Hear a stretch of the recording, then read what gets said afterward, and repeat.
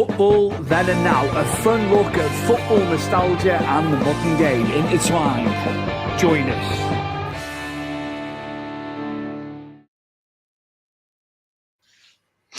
A warm welcome. This is Football Then and Now, and this is a pre-taped episode, and we have got a returning guest. It is Arsenal fan and TikTok creator Nate Rogers, nRogers90 on TikTok. You are back, and we're going to talk some old school Arsenal, some retro, some nostalgic stuff about Arsenal. And me and Chris are going to chime in as well with our memories of Arsenal alongside it as well. So yeah, we can go any which way with this. So how would you like to open about your beloved Arsenal? Because there's just so much history at that club. Do you know what? First of all, thank you very much for having me back as well. Again, it's great to be back. Love the show as well. For me personally, I'm going to dive straight in with how we were set up, the heritage, the club. Everyone used to always take the Mickey, the Highbury Library and whatnot as well. But I am going to focus on three very special people that we've never been able to replace. So, number one, Pat Rice. For me personally, I adored the man. He was a club legend, club hero. He knew every inch of that club, from the tea lady to the players literally coming into the club and whatnot. And you can't buy that sort of guy anymore as well. Someone who literally is a 24/7, live, breathe Arsenal. Again, for me, someone similar with modern day football, actually for you guys, is Darren Ferguson as well. But again, I won't dive into that too much as well. Two other people, again, we've never been able to replace: Patrick Vieira, Dennis Bergkamp. I know everyone always dives straight away towards Thierry Henry, this and t'other. Dennis Bergkamp was the Dutch magician, and what he could bring to the football game wasn't just his ability to foresight how to manipulate the ball as well. His control was absolutely out of this world. And I alluded to in the past as well, again, one of my favourite midfielders was Paul Scholes of Man United. Dennis Bergkamp for us was probably one of the best midfielders we will ever have grace our football pitch wearing an Arsenal shirt. Which brings me on to the second one, which is Patrick Vieira, the third and big name of this one as well. The invisible season between those two players there. Yes, we had Thierry Henry, we had the likes of everybody else on that pitch. But I'll be honest with you, it doesn't matter which way you shape it. Patrick Vieira was Mr. Arsenal at the time. And again, with the likes of Pat Rice again, with the likes of Dennis Bergkamp on the pitch as well. You almost had the big giants, if you will, who could just stay back and as much as possible and watch the Dutch magician to work his magic. And when you've got the likes that you have got Thierry Henry, Robert Pires to play with and whatnot, it doesn't matter where you play that ball, how you play that ball. You know they can take it into control. Compared to today's football, and it does hurt me to say this, and I love my team, I love my Arsenal and whatnot as well. People like Martinelli would have been scrutinised 50 times more with how sometimes he's not been able to take control, have a shot outside the box. Maybe his ball control as well has really come to light as well. But back then as well, those players were built like brick walls. And you compare the injury rate from then to now, wow, what a difference. What a difference indeed. And we were able to poach like a young Ian Wright at the time from Crystal Palace as well. We had that bully big boy mentality that we could just walk in. Same as Man United, unfortunately. Liverpool could do it as well. But I do think, back then we actually cultivated the youth and actually were really, come on, we're big here. We want young players. We want to grow them and whatnot. So bringing in an unknown Dennis Bergkamp was a really big, step for us as well. And as a club, and for me personally, Arsene Wenger, do I think he could have achieved what he achieved without him? No. I'm going to put it out there. You could have changed any other player on that pitch other than Dennis Bergkamp. So, yeah, sorry. Chris, some memories off the top of your head of Arsenal going back, which there's so many. Where do you want to start? Because, you're talking about Dennis Bergkamp, and immediately I'm wearing the top of the team you bought him from. And, and he didn't make it into, just like Henry didn't make it at Juve. And Arsene Wenger took these players who had Ajax, Monaco, where they lit their leagues up there, couldn't make it in Italy. And don't forget, back then, Italy was still a big league. Serie A was still pinnacle for these big players to go to before the Premier League. They still had that stronghold, not as much as they had in the 90s. But, you bought these players over. Terrific. I get blown away when I think about Dennis Bergkamp. Not the Newcastle goal, because that's impeccable. And I mean, it's one of those goals that if you ever talk about the greatest goals in the Premier League history, and I'm assuming Stuart, I've now given myself an idea for an episode. That is going to be in your top 5 of best, quite easily. But fantastic player, Dennis Bergkamp. Stuart, his goal against Leicester, it was one of his first ones, wasn't it? And he hit it outside the box, pinged off the inside post, and then he was a guy. He didn't have much pace, but as Nate talked about, his touch was like having Gorilla Glue on his football boot, and he just brings things. Didn't he? Sorry for cutting across. I adore the guy. Absolutely adore him. And I've met him and Patrick Vieira as well. Funny enough, I met Patrick Vieira when he was managing Nice as well, and got a half an hour chat with him. And I absolutely adore both of them as well. But for me personally, as you just said, it's like Gorilla Glue. That man, left foot, right foot, any body part, you'd look at the way the ball would come into him. Sorry, I get excited when I talk about the guy because memories for you, though, isn't it? Oh. It was that old goal as well before the stanchions where it went dropped down at the back, but it nestled in the net. It hooked in the net as he put it in at Filbert Street. Yeah, he turned the old ground. It's that to me. It's amazing, Stu, Nate. It's like I said, a player like that now would probably struggle because of the pace of the Premier League and how it's gotten. Yeah. But back then, it was a lot more. I think we all three of us agree with more rough and tumble, wasn't it? There was a lot more. You have to have a bit of ball sack to play in the early 90s to early 2000s in the Premier League. And he just made everything look simple. Everything was simple. His IQ is off the charts.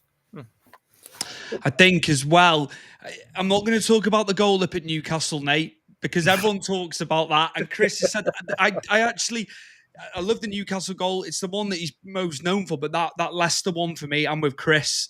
Just amazing when you had the old JVC kit there. Yeah. And just amazing. But we've been battered by you, Everton, over the years. I've never known a team. Yeah. We've had a lot of hammerings. I was in attendance for one of them when Joleon Lescott was Manchester City bound, but Moyes still picked him. It was opening day. It was on the old ESPN when they had the coverage. It's the only time I've walked out the ground. But Louis Saha did score as we left. That's the only time. But there were so many times we've been hammered, especially at Highbury. But just mental. But going back to Ian Wright, I'm going to say about Ian Wright, and I brought him up on this show. I loved him. Ice cool, amazing. I felt he should have been capped more for England, but obviously look at the strikers they had. But he should have had more caps. But you could say that for the likes of Les Ferdinand, couldn't you, as well? He could have been capped more. Robbie Fowler. Yeah, there was just so many of them at the time. Like they'd never had that embarrassment of riches. Even now, they haven't. I know the game's changed. You've got your wide players scoring more and stuff. I get that it's changed, but Ian Wright, he was just ice cold in front of the goal, and absolutely loved him, Nate. I hated playing against him, guys. Ian Wright always scored past us, and he scored more than one most of the time when he played past us, and I hated Ian Wright. Loved him as a player, but every time he played against us, he just wallop us. Nate, are you in North London? No. I'm in the West Midlands actually. I try and get down to the Emirates every now and again as well. And the one thing, just alluding back to Arsenal Everton, you're going to hate me. One of my first ever proper games actually, going as a family, was to see Arsenal Everton 7-0. At Highbury during our title-winning season. Sorry to say that. We got fourth that year, didn't we? 2004. Yeah, mate, we didn't care. They were all hungover that day. We were at your house. We got fourth. We were at your house for that. 1.5 million. We were at your house for that, Chris. Yeah. No, I came up to yours. I was a bit late, and I came up to yours. and we were already 5-0 down. And then I was like, "Oh fuck this! I'm going home. I'm not staying any longer." And I don't. And again, I don't normally ever do that. I stick to a game to the end, no matter what the scoreline is. But my excuse for that game, Nate, is that we got fourth on a limited budget with such a small squad that David Moyes managed to pull to fourth. Okay, we're a bit ropey towards the end, but every player that was playing that season, Marcus Bent, Tim Cahill, Lee Carsley, they were all brilliant. So that 7-0, as much as great for you, I couldn't care less. We got we're not taking defeat very well. I'm blaming Lescott. You're blaming tiredness. We're not being humble in defeat. Hungover, I said, not tired. Well, then probably, yeah. But mate, here's one for you, just to cut slightly across. Sorry about this as well. Going back to Bergkamp. Funnily enough, my favourite goal actually wasn't when he was playing for Arsenal. A lot of people look at me confused. Yes, Newcastle, Everton. I won't go Leicester as well. It was when he was playing for Holland, or the Dutch anyway, and it was a long ball pinged from left to right, and it was the amount of pressure that he was under just to control it. And a lot of people forget it wasn't like it was the first time he'd done that, but to do it the way he did it, for me, just to strike it across. And again, back then, proper keepers as well. So that's probably actually my favourite goal as well for him anyway. Newcastle was just pure brilliance and magic, individual, like what just happened there. And I remember the old cheeky celebration, but yeah, that one will forevermore live with me. And I think Everton as well, as you said, it didn't really mean a lot to yourselves as well. It was sort of done, dusted. Okay, we know what we've got. No matter what, prepare for the next game, and we've made it where we want to. So yes, but again, it's something in which I allude to back then as well.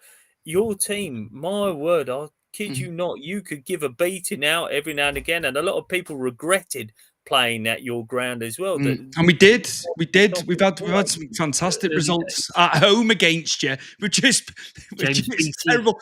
We just do not travel well, whether it be Highbury and the Emirates now, but at home, absolutely. I can think of Andy Johnson in games, and Chris will tell you loads. There's loads. Manuel Fernandes, actually, Stuart, in that game you're talking about, was absolutely amazing.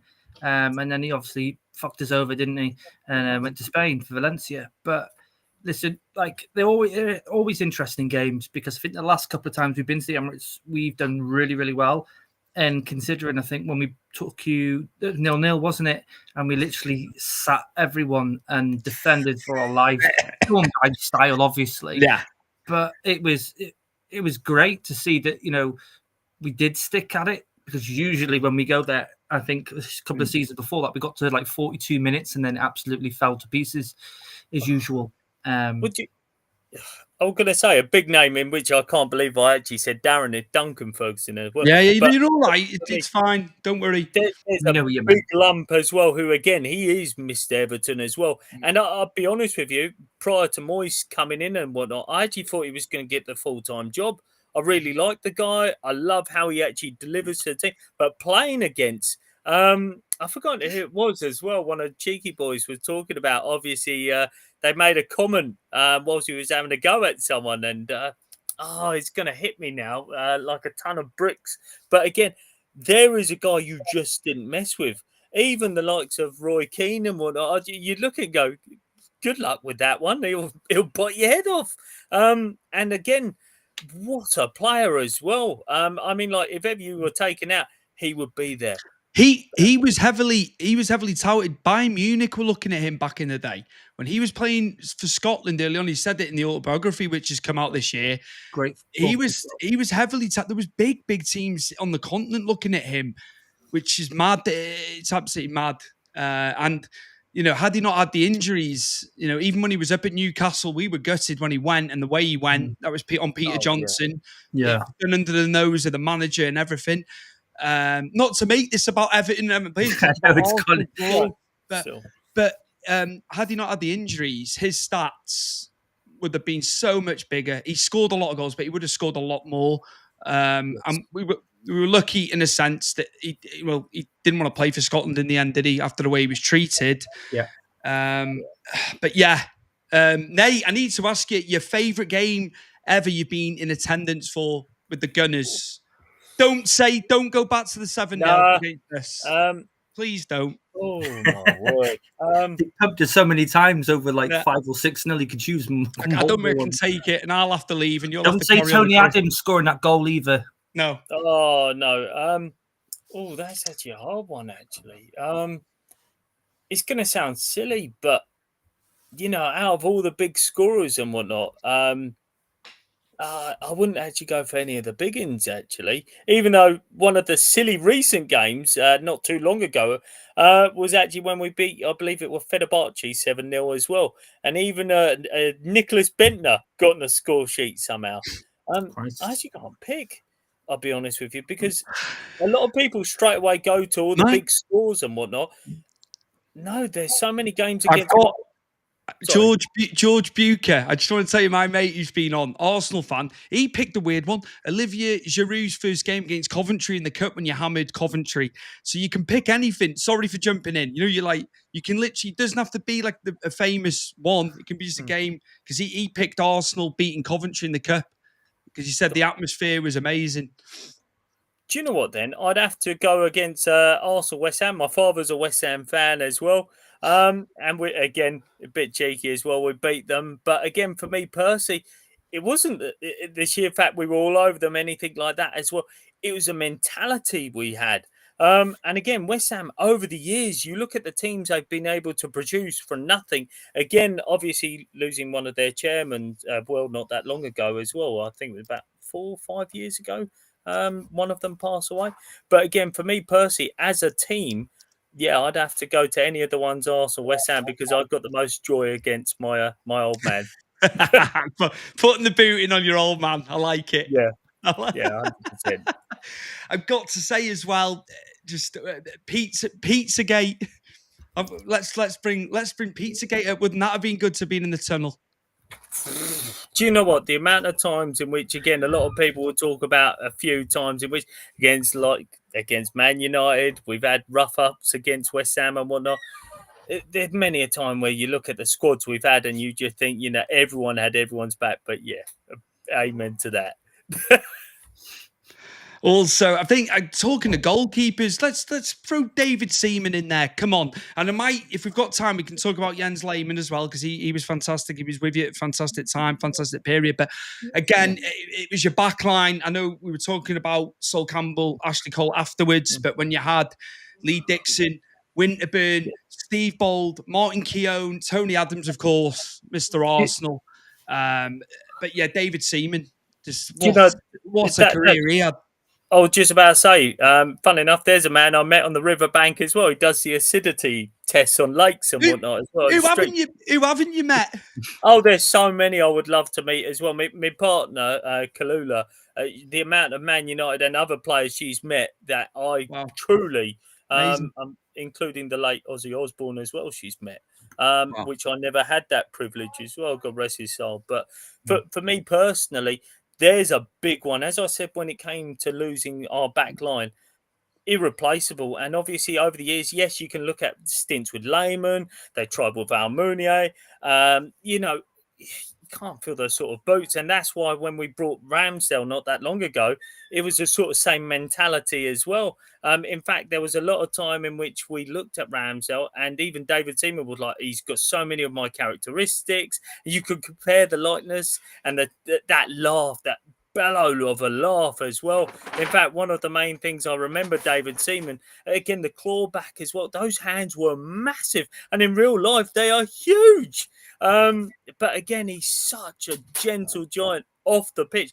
On it, though, my word, you wouldn't want to be anywhere near him if he kicked off as well. But again, he just had almost, I'm going to go like Dennis Bergkamp, what you alluded to earlier as well, Gorilla Glue on his gloves. Those hands were so big.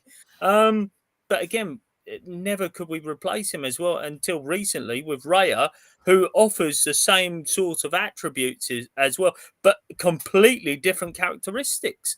And as I said and alluded to, Ramsdale is the only one close enough characteristic-wise, but quality-wise, no.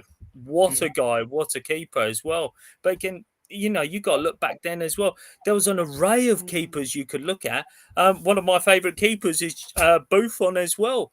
For me personally, what a guy on and off the pitch as well. Huge advocate for the Italian team as well. So. David Seaman, to make it about England, Euro 96, I'll say right now, the save against Scotland from McAllister, of course, and when they played Spain in the quarters as well. I know Stuart Pearce scoring after missing at 90.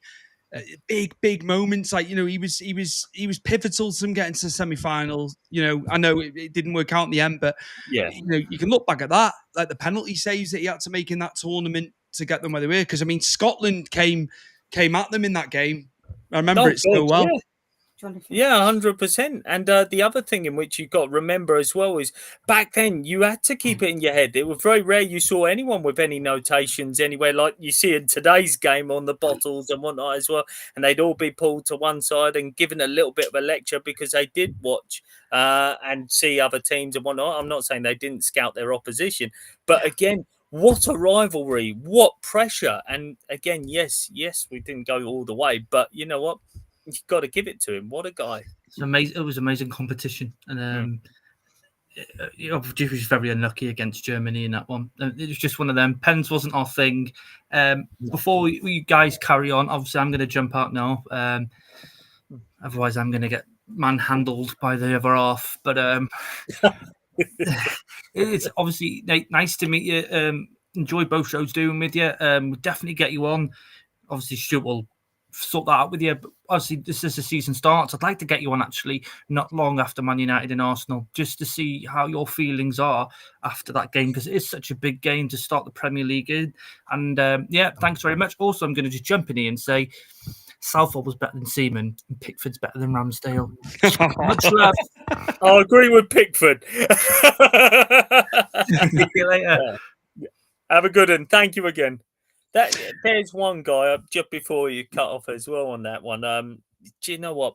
Pickford, I do honestly believe in today's football as well, massively underrated. And I'll be honest with you, there have been times within his career, obviously, he hasn't performed as good for Everton. And, you know, I'll be building up to an England international game, to which I've said to many a person, go, you know what? I don't think so. He can quite do it. But he's proven time and time again he has got the quality. And do you know what? I hate it when people go, oh, well, he's so old and, you know, we got to let a young'un come through and whatnot. When we played Italy not that long ago, Italy proved you don't need a young centre-back to keep a good striker out and whatnot. And I'll allude back to the retro Arsenal as well. You didn't need young players to get the job done. In fact, if anything, you wanted someone who was well cured into the game and who had actually been able to take a beating, and you were looking at their physicality side and whatnot. Now, obviously, you're almost like an Olympian and you are going on a triathlon just for your warm-up. So, but Pickford, what a guy. What a great He's been fantastic, and he stayed with us throughout, 2017 when we managed to get him in. And yeah, he deserves every penny he gets paid, let me tell you. And made the most saves within 6 yards last season as well. That was a stat that I'd seen recently. Shot stopping, you can't fault him. You can't fault him on his day. He's up there. He is. And he's been true to Everton. And, had it not been for the players being around there, Coleman, obviously still with us, he'd be club captain. I know he has had the armband, and deservedly so. But yeah, he's bled blue.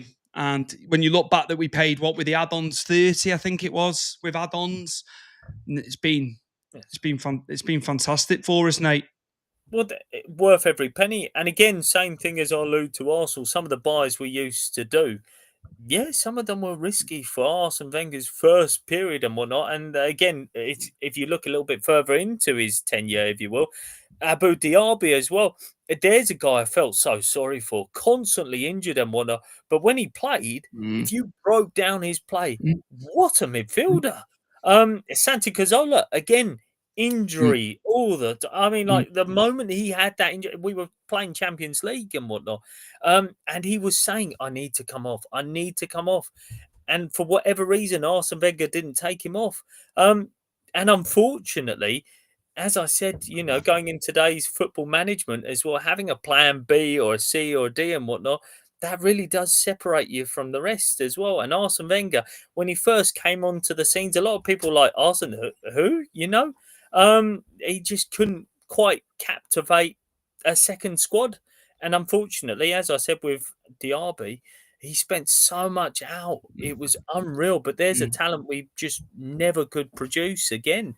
So for me personally, the teams of old as well, they really did have to dig in and rely on the youth and try to reproduce every now and again and whatnot. Hence why yourselves, the Toffees, even if you look at West Ham, the team they got relegated, it doesn't matter who you take out. They had Carrick, Lampard. It would litter with players you look at now and you think, oh my God, what a squad. In fact, I think they actually they were record highest points at the time getting relegated, if I remember correctly. Di Canio, Jermaine Defoe. You look God, at it. Les Ferdinand, I know he was coming into the twilight area, but yeah, you wouldn't have expected that. And I felt for Trevor Brooking because he took over, didn't he, when Glenn Roeder was ill. It was just like Trevor Brooking, club legend, and he couldn't keep them. I remember it was the final day. They were at Birmingham, weren't they? St Andrews. Yeah. I always remember it. I'm going to ask you though, favourite kits of Arsenal's over the years. Iconic kits, of course. You've had Nike, you've had Adidas, a bit of a time with Puma as well. Do you know what? Intermingled there. I'm actually going to stick with the last one you just said, Puma. Reason being is, for me, Percy, there were a lot of fun times, fun memories I can actually associate with that period as well, in which, again, a few of my mates who weren't Arsenal fans as well go out, a bit of banter as well. And the sort of the perks as well, some of the players you tie it in, yes, 9 times out of 10 people will go, well, remember Nike and whatnot. But do you know what? Some of the horrific kits we've also had, it scares me, I'll be honest with you, with how they got away with it and put it on. And again, if you look into recent years, other teams which I've been really jealous of, again, Real Madrid had the Dragon kit, I'll call it, if you will, the black. That was so gorgeous and whatnot. But again, back in the day, I still remember Man United yellow and green as well. But for Arsenal, no, it was always, fun enough, do you know what? I'm going to have to go with the really dark red kit we actually had with Nike as well.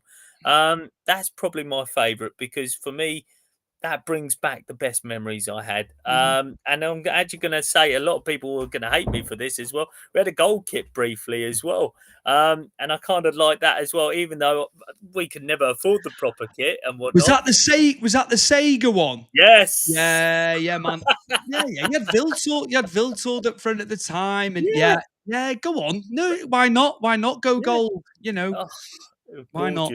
But again, for me, Percy, obviously, you looked at teams like Man United and whatnot, who have always had solid sponsorships and whatnot, solid kits. But it was nice that we had something that was completely different, that stood out. And for me personally, obviously, the amount of kits we could have had and gone into, and you see people design things over the years, and like our mascot as well. It came down to, as you're well aware, competition. And some of the kits in which we have had, you look at and you just think, was that a competition as well? Maybe. But yeah, I'll be honest with you. Yeah, those 2 kits have to stand out for me. Amazing. I'm going to ask one underrated talent, a vastly underrated talent that you could bring back today. A player that doesn't get the plaudits from Arsenal folklore. I'm sure there is one, and I'm going to put you on the top for it. Do you know what? There's a few, and I still remember because we had to get rid of him, Adi Adier. We sold to Middlesbrough, and he always scored against us as well. Hoyt as well. Again, he just couldn't, for whatever reason. Both brothers as well never kick it off. Who would I go for? Gnabry over recent years as well. That one stings to this day. I was really against us letting him go, and I'm so proud of him for going on and doing what he has done. He's had an incredible career over in Germany and capped so many times for Germany, and he's been fantastic for Bayern. You can't dispute it. But yeah, I knew that one would be hurtful because he was kicking on. He was young. If I have to go for recent years, I'm going to do it front to back, if you will. Heaven to Man United. That is really going to hurt over the years. For me personally, they have got themselves a world-class centre-back in the making. He's young, he's bold, he's confident, he's good on the ball as well. And he kind of went under the radar for a lot of our fans as well. One that kind of did hurt as well. I know everyone always talks about going down the left. Oh, Ashley Cole, lost him for a few million, or well, actually, it was just a little pay rise he wanted. That did hurt. I can't believe I'm about to say this, but Nicholas Bentner as well, massively underrated, always full of the confidence. So one silly line he came out and said, "I will be the best in the world ever." Yeah, really controversial opinions there, obviously, as well. I would, you know what, actually, I'm going to go with number one, Frimpong. We loaned him out to West Ham and he was never the same. He just could not carry on. Obviously, we had Francis Coquelin as well. And for whatever reason, Arsene Wenger just didn't want to give them that break, that opportunity, which obviously Frimpong didn't really quite make it after he left us. Again, everyone knows Francis Coquelin went on and La Liga loved him to pieces. But for me, yeah, those two there, I would say CDMs. Perfect, man. Honestly, it's been amazing having you for 2 episodes. Obviously, we had you on a couple of weeks ago as we were looking ahead to the season. Okay, this will be going out when the season begins. So yeah, it is, like I said to you previously, it's make or break for Arteta. All the best to Arsenal, though. I've got a soft spot for Arsenal as well. It is one of the clubs that I like Aston Villa as well. They were absolutely brilliant in the Champions League. It was great. They were like a second team. But yeah, always want Arsenal to do well. And obviously want Arteta to do well, as Chris brought him up in the previous episode with you. We want Arteta to do well. And just think, when he lost those first 3 games, when he was in charge, and you kept hold of him, and he has done well. I know people bring up how much he spent. That's a sticking point. He spent a lot. But all in all, I think he's been brilliant. The football's been bold, which is the Arsenal way as well, isn't it? You always want exciting football at your club. Do you know what? You've hit the nail on the head. I really do. It's horrible. It's a horrible thing to say because I believe in the process and I do believe in him. However, as I said, you hit the nail on the head. The money he's spent now, it is make or break. And back in the day, as we were talking about the retro Arsenal as well, you had time. Managers had the time, and that's what I really love about my club is that we've actually sat down. We understand, or understood at the time. Look, we can't attract big managers at that point in time. And again, we tried with Ljungberg, didn't quite work out. Look, again, I won't say his name because I'm a huge fan of him as well. I'm really proud he's doing well at Aston Villa. Do I think we gave him enough time? No. Do I think he could have done something with us? Yes, I do. And I actually think we could have done more with him. However, Arteta, I'm so proud our club is getting behind him because a lot of teams, I'll use Manchester United as a prime example, just throwing money at managers and whatnot, and then things don't quite make it. Okay, we'll chop and change. And you've got to feel sorry for those players who have bought into a philosophy, an idea, a way of life, a vision. And then, right, that's out the window. We're changing it and whatnot. They brought in Pogba twice, from the youth up, sold him, brought him back. There's a player, again, I feel really sorry for, massively underrated and obviously back after the ban's been lifted for him as well. And I wish him all the best. But Arteta himself, it's not as if he doesn't know how to be in the heat, but I just feel, for me personally, losing people like I do, I really do hope that doesn't bite us. Because, again, he's the sort of guy who would go around the back room, always make sure everything was on point. So, I'm going to give you a little nugget here because I didn't want to say it before Christopher was on. I supported Arsenal. When the league and FA Cup double happened in 1993, I split allegiance. I was an Arsenal fan.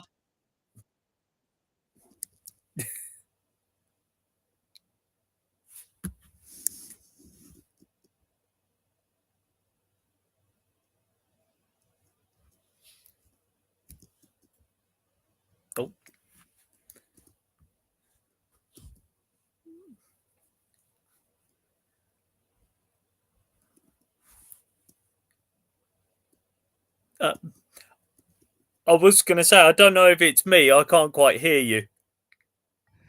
I'm going to have to do it again.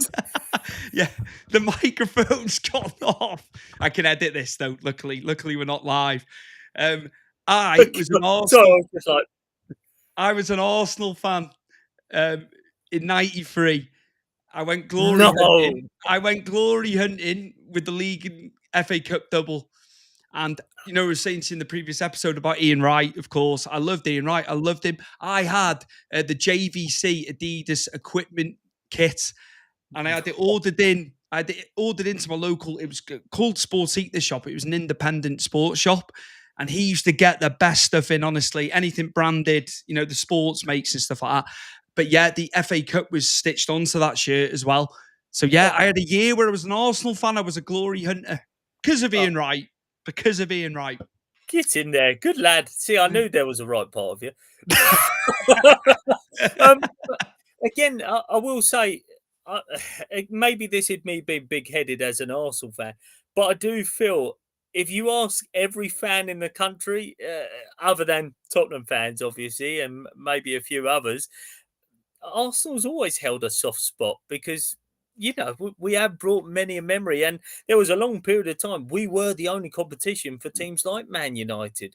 So for me, I look at how we have progressed and whatnot. Yes, we have had a long stints, and we've been able to sit at the top and whatnot, in which I have to put my hands up and say, you know, teams like Liverpool, that, you know, you can't lie and look at the end of the season and go, well, they didn't deserve it. 38 games says they did.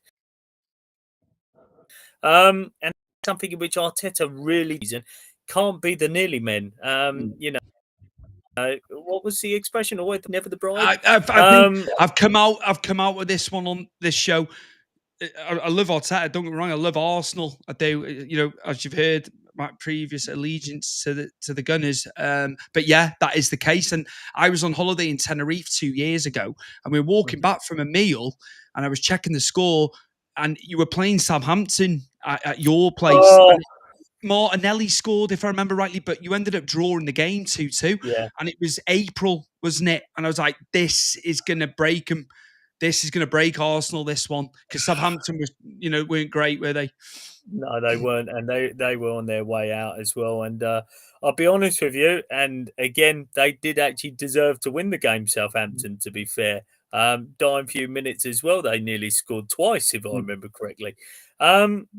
But yeah, Arteta himself, I think he's actually got Everton to thank for this as well, for his ability at man management sometimes as well.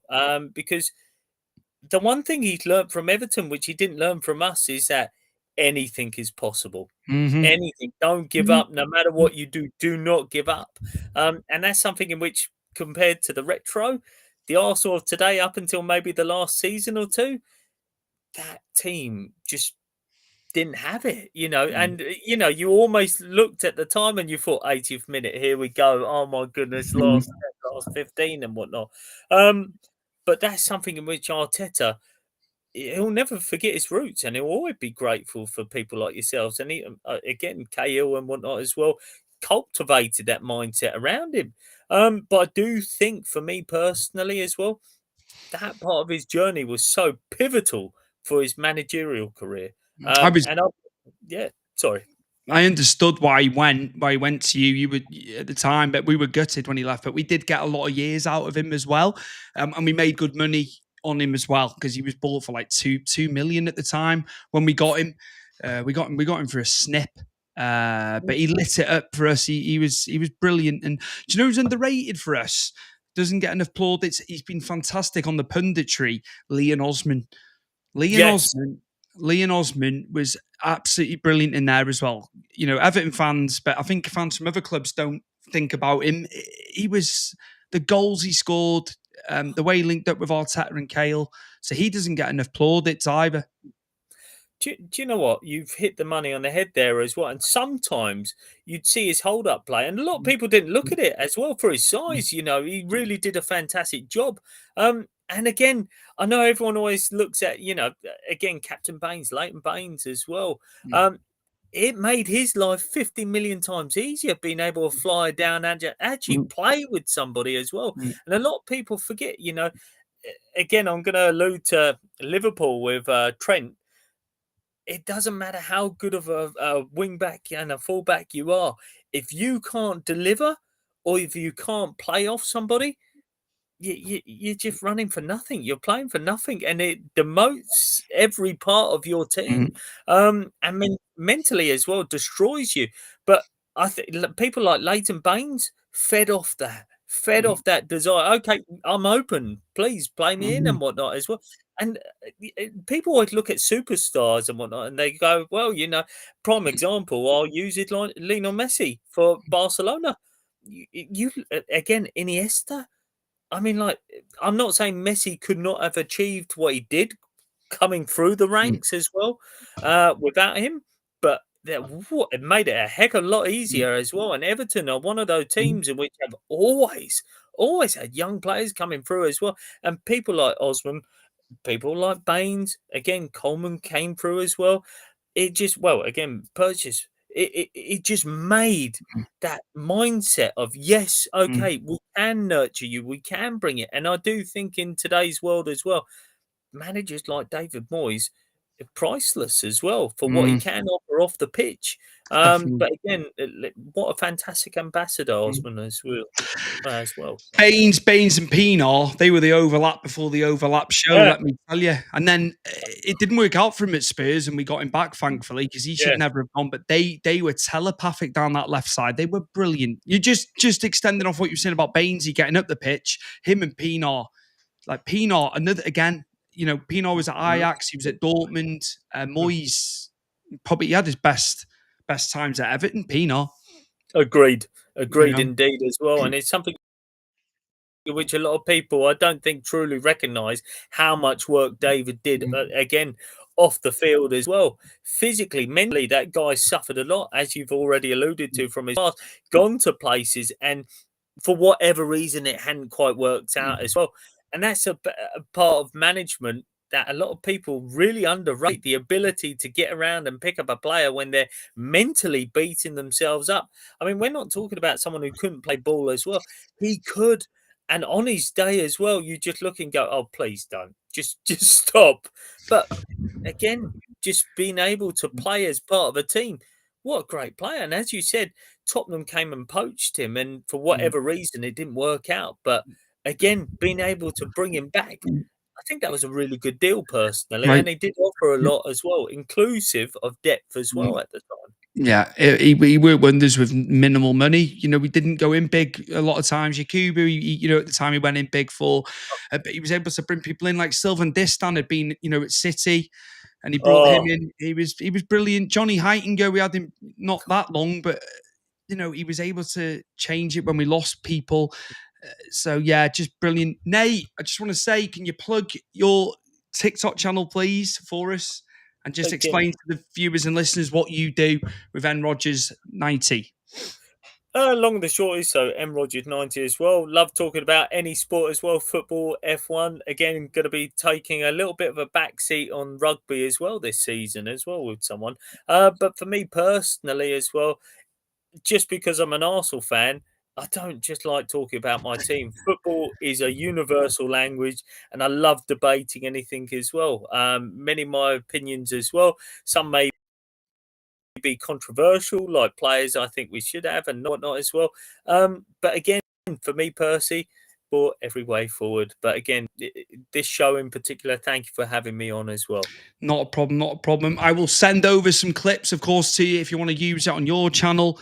I'll edit them down and we'll get them sent over to you. And and we will have your good lady on, Man United fan Kalula, at some point. Let her know we will have her on. That'll be great to have a lady on the show because we haven't done that. So it'd be nice to have a ladies spin on football. And you said she's brilliant, and I've seen her content, and it really is. She herself as well actually loves your content as well. Thank you. As I said, she's looking after our son as well. I will do indeed. And again, for me personally, it's very rare you'll find a Man United fan who genuinely is open to talk about all aspects of the club as well. And funny enough, actually, you talk about games in which I remember and stayed through. both of us went to the Man U 8-2 drumming of Arsenal. Obviously, I was one of a handful sat. We didn't know each other at the time and didn't get to speak. But fun enough, to where I went to the pub afterwards and whatnot as well. Really interested because she was there as well. But I remember a Man United fan giving me a load of grief and whatnot. And I just looked, I said, I've got nothing to say. You know, you boys outplayed us. Thank you very much. And, you know, it's same as West Ham as well. Beat us. They were the last team to beat us at Highbury. First team beat us at the Emirates as well.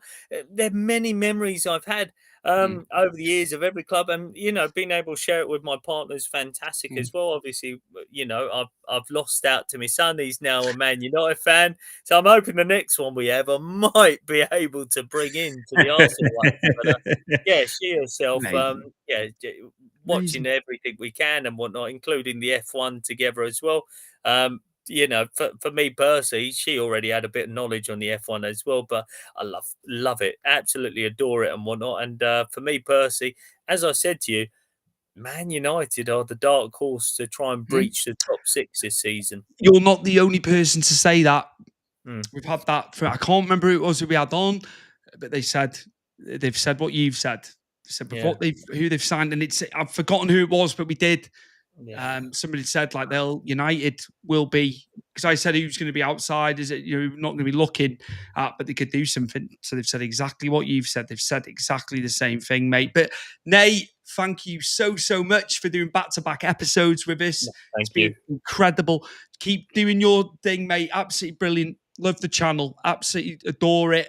And we will have you on in the season, I'm sure, when it's all going on. And we all can't wait for it to come back, because with the summer tournaments, it's actually come faster than we normally would have. So there we have it.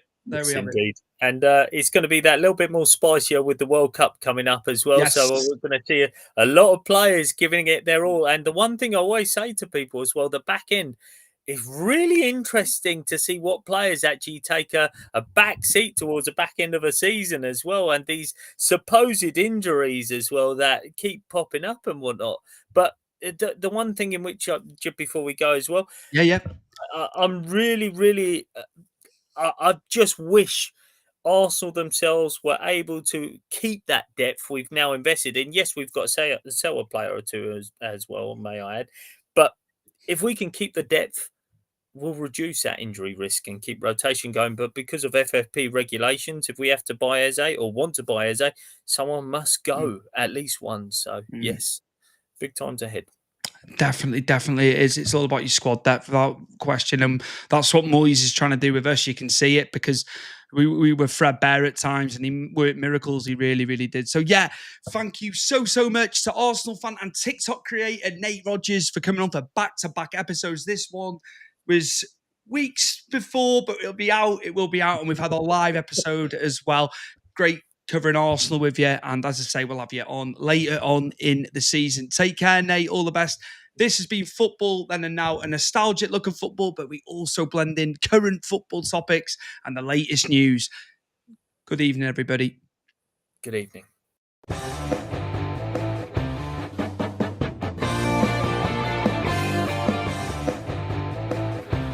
Football Then and Now, a fun look at football nostalgia and the modern game intertwined. Join us.